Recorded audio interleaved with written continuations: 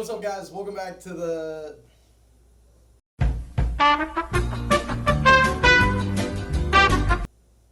Hey, what's up, guys? Welcome back to the bottom floor.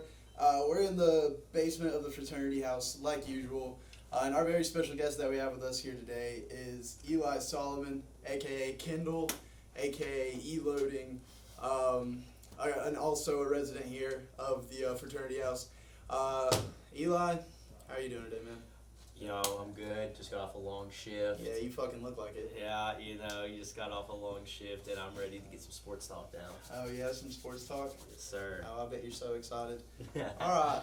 Well, so what we're going to be talking about here with Eli, he's a little bit of a baseball man. He's got a history with some baseball. And so there's also something that Eli's got a history of. It's gambling. So recently in the MLB, the best player in the league the past few years, Shohei Ohtani, has undergone a huge gambling scandal with his interpreter. Shohei, being a Japanese-born player, he's had an interpreter with him since he's been in the league. And the whole kind of story with this thing is that his interpreter was apparently like embezzling his money somehow and using it to pay bookies back in Japan.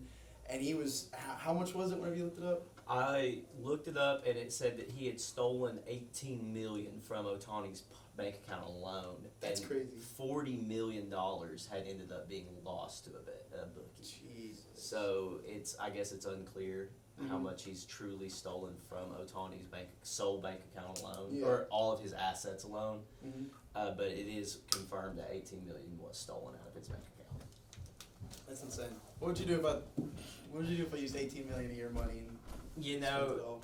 Ohtani being the best player in the league and not being able to speak a lick of English is probably an issue. That is kind of crazy.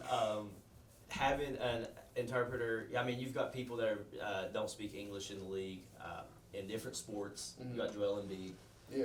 People like that you don't hear this coming from. So I think that it just doesn't involve the interpreter alone. I feel like this was... I know I'm about to blacklist Ohtani, but I feel like he's lying. I feel like he 100% had a part in this, because I don't care if you are making millions of dollars. Mark Cuban, one of the richest men on earth, would know if he lost $18 million. Oh, yeah. He wouldn't. And if this has been going on, it's 2024, this has been going on since roughly 2018 when he came on board. This isn't news. No, yeah. This isn't news to Ohtani, in my opinion. Yeah. I feel like being a top dog like that, of course, Ohtani is representing the external things in his life and going out there and playing ball. But he might have a gambling addiction on the side, Honestly, I agree. As soon as I heard about this, I thought the same thing. I was like, no way he's doing this by himself. But there was also... oh my God, what was it? I'm trying to find it. There was some kind of bet place. I'm trying to look for it. Yeah. But as a former player of the game, and you understand this too yourself, you gotta have love for the game if you're playing for that much money a year. Former players. Yeah, dude. Dude, you're acting like we're veterans of the fucking MLB. Okay, but you're a Braves fan, man. I am a Braves fan, yeah. Through and through. Yeah. What if you found out that Freddie Freeman was throwing games because he needed to get less than 2 hits? I'd be really fucking mad. Exactly. It's the fans, dude. That's why they go out there. That's why they get $18 million to lose. You are what your fan base makes you, and they've worshipped Ohtani since he got to the league. Yeah. And to me, if I was an Ohtani fan or a Dodgers fan now or an Angels fan when he was there, it'd feel like a smack in the face. Yeah. The gambling addiction is not something that's new. I know. Michael Jordan got accused of it, prove it, and he fucking did. Yeah, I don't care what they say, he did it. Jordan gambler. You've got people like John Daly who are advocates for it now. You can find a John Daly profit boost. I don't want to learn. But you've got, and FanDuel sponsors these guys. And I get they're not in the game anymore. They're out of the game. That's how you do it. You get out and you're like, okay, now it's legal. What was the NBA player that just caught it? Oh my God. He got a permaban from the league. Where's his fucking name at? Hold on. He's right here. Jonte Porter. Yeah. Jonte Porter for the Raptors, dude. So I remember this. He's been under investigation for like 2-3 weeks now. And whenever it first came out, it was just gambling allegations, just like how Shohei's was. And then whenever they further opened it up, the reason he got the permaban, and permaban is kind of crazy Yeah, for the dude. NBA. Like, dude, there are people that have done some crazy shit in the NBA and not gotten permabans, but it was because they went back and looked through his betting history, and this man was betting on the Raptors to lose. And so that in itself is obviously going to get you fucking booted. But then I don't know if they're being... Well, okay, I guess the question kind of here is there a difference if you're betting to lose or if you're betting on you guys to do really good? See, as a fan, if I went out there and Yu Darvish bet on his over and bet on 8 strikeouts and hit it, I'd be like, hell yeah. Like, let's go. Padres up, baby. Yeah. Like, we got some grit on our team. But I understand why it's bad. I understand that you can't have leeway with certain things. But if you're sitting there betting on your team to lose, you've got to call that number. Yeah. You need to call 1-800-GAMBLING addiction. So tell us about your gambling addiction. How's that going? Mom found out how to look at my... No shit. Yeah, she found out how to look at my deposits and my winnings. Oh, fuck. And she said I was really bad at it, needed to cut the... How bad?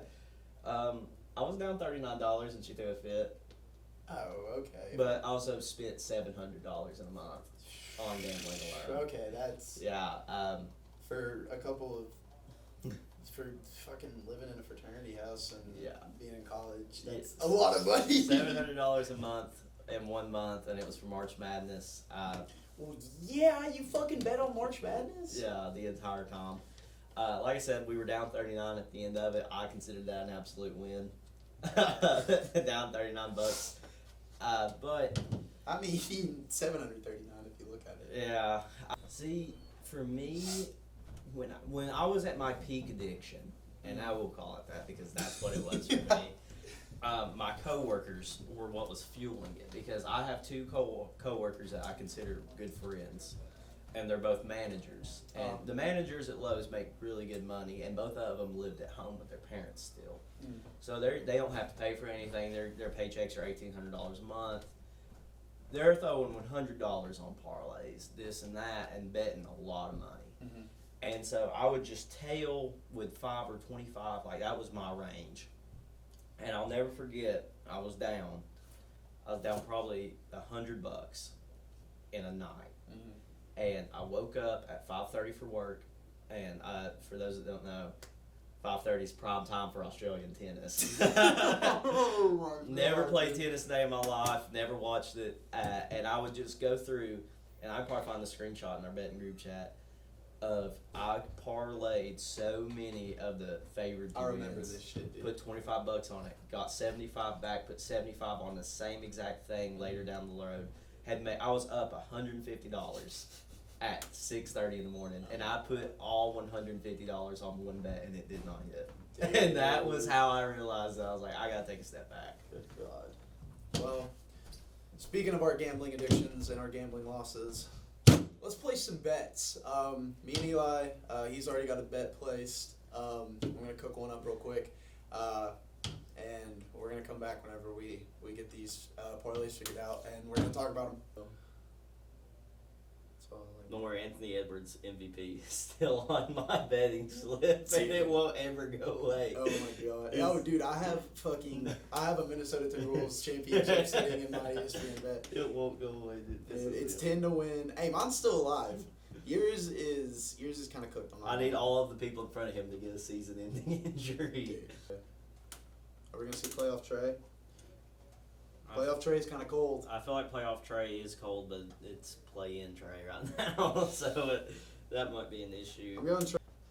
Dude, I'm telling you right now, Colby White for combo player points plus assists over 24.5 is a lock. Points and assists, Kobe White. Yes. Mine's at 24.5. Yeah, I think that's a lock.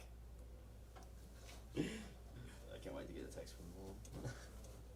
What if your mom watches this? Dude.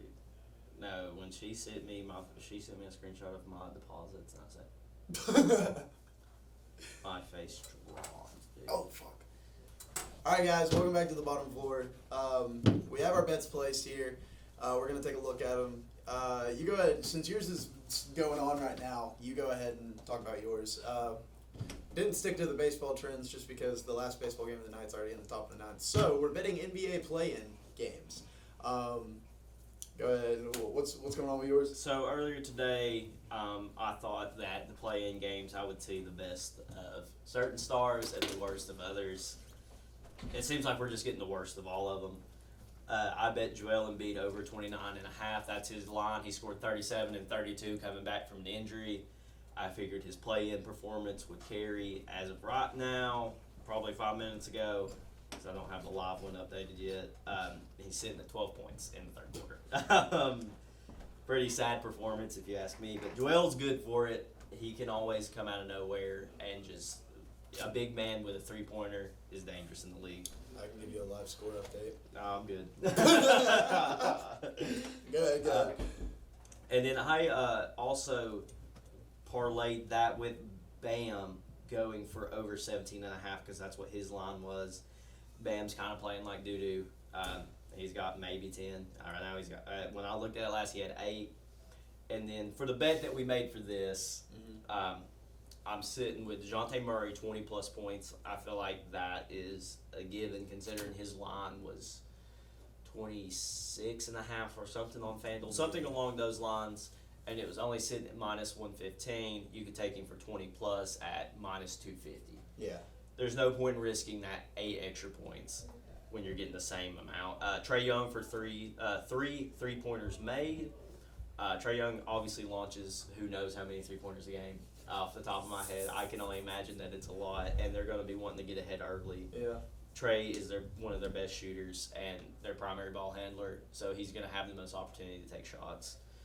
Trae Young over 10.5 assists. I know me and Carter talked. He took 8.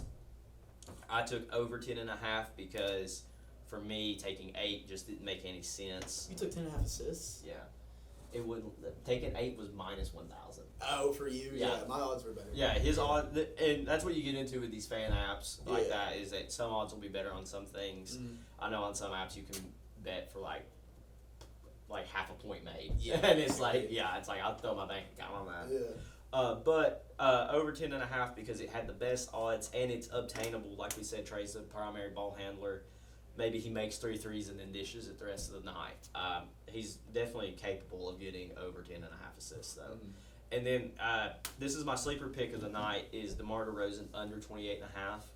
I feel like he's an all-star caliber player, but I just don't think that in this play-in that he's going to play how he should. I think the Raptors the Bulls. Sorry, the Bulls. When I see DeMar DeRozan, I think Raptors. Yeah, this ain't 2018. Man. Yeah, but that was a good year. I think that just DeMar's not going to have – he's going to take the shots to get over 30. I just don't think he's going to make them. Yeah. I genuinely don't. I think that the high point scorer for the Bulls is going to be Caruso at this point. I think that he is – yes. I think that with stuff like this, playing games like this, I feel like sometimes you have to bet on the all-stars to do bad because there was one game, I can't remember what game it was to be. 49ers, it was the Super Bowl. I expected it to be a shootout. Yeah. To be a high-scoring game, and then I'm sitting there watching all my bets fail because we go 3 and out 4 times in a row. Yeah. So I'm not making the same mistake twice. All right. So my bet, I placed through ESPN Bet. It's a 5-leg parlay, $10. We'll dive right into it. I took the Trae Young over 8.5 assists. Pretty sure his line is at 9.5 or 10.5 on ESPN Bet.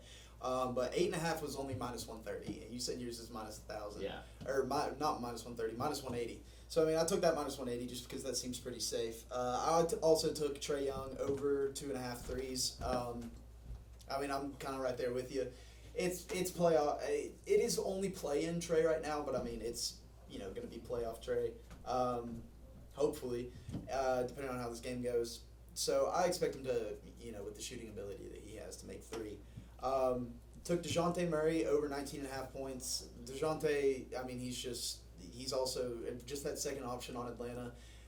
He's a high volume scorer, especially in that mid range. I remember I went and watched him play the Timberwolves second game of the season back in October, and it was the night he dropped like, oh my gosh, Trey stunk it up, but he dropped like, I think it was 45, something like that. It was crazy.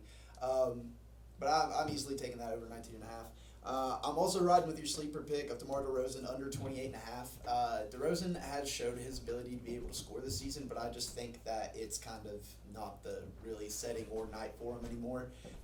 He's old. This Bulls team obviously isn't going to make a playoff run, so I just don't see a performance out of him tonight.